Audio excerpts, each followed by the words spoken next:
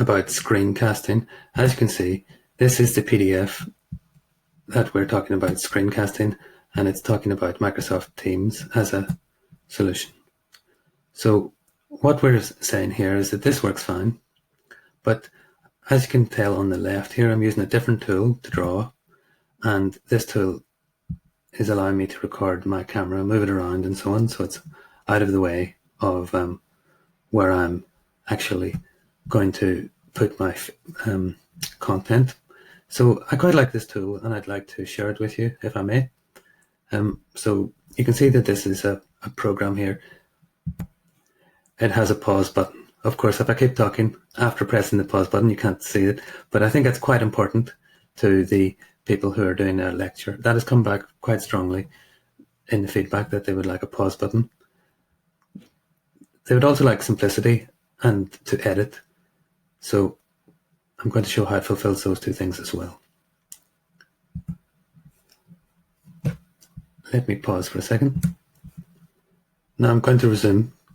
I will also say that here we're in a browser window, because although I'm using the desktop program over here, which I installed, if you didn't want to install, if you wanted to keep it simpler, you would use a browser extension. So there's one there. This won't work because we're recording the screen at the moment, but it would just start up from clicking that. And the way to install it is you give someone a link to this. So you give them that link, and they would have an install button there, where I have a remove button because I've already installed it. So very simple for them. You can see a lot of people using it. Reviews very good. I leave it as an exercise for the reader to have a look at all that. But I find it very good. So the good thing about that is that, of course, you can use Chrome on many platforms, so that would be a cross-platform solution to use the browser extension. So I think any platform you can use Chrome on, you can use that browser extension.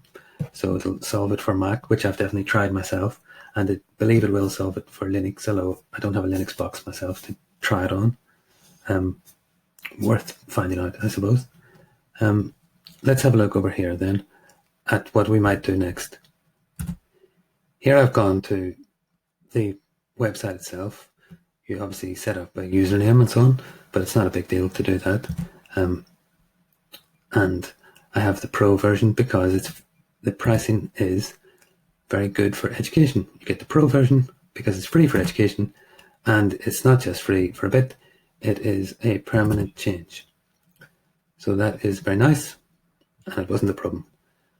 Going back here to where my videos are, you can see it's recording this or uploading it as I record it. I'm just going to pop down to one here where I want to show you what I did in this one. I'm going to click trim, and unlike the trimming in Stream, which only does at the ends, these red lines show where I have trimmed it in the middle. So that's what people really want when they talk about editing.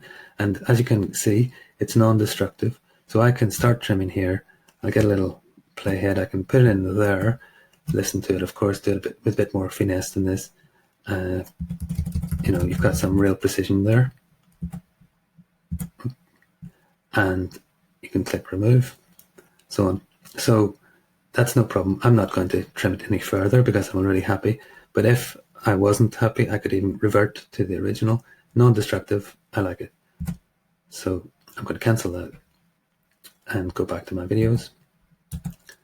And what I suppose I'm saying is that when you were happy with it, you would pop into your video, having trimmed it, of course, download it, and then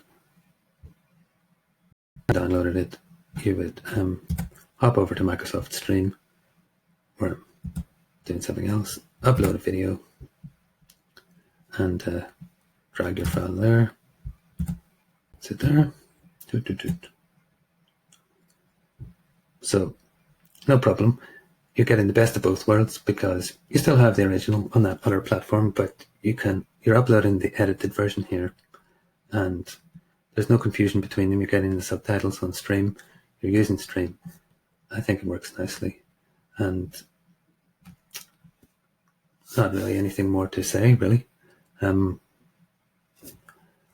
won't go through the rest of it because I think you know what stream is like, so we'll just quit it there. That's about it.